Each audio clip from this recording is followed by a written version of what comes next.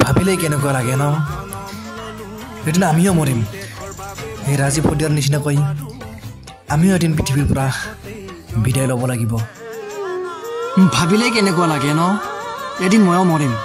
মোৰো উশাহ নিশাহ বন্ধ হৈ যাব সকলোৱে মোক মাতি থাকিব কিন্তু মই মুখেৰে এটা কথাও ক'ব নোৱাৰিম কিছু সময় পিছত নদীৰ পাৰ লৈ যাই মোৰ শৰীৰটো জ্বলাই দিব বাছ কাহিনী খতম কি আছে আমাৰ জীৱনটোত একোৱে নাই দেখোন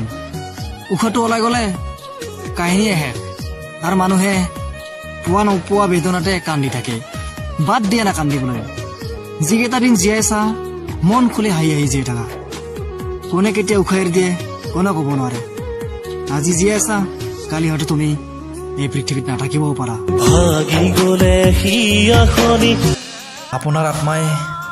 আপোনাৰ আত্মাই চিৰশান্তি লাভ কৰক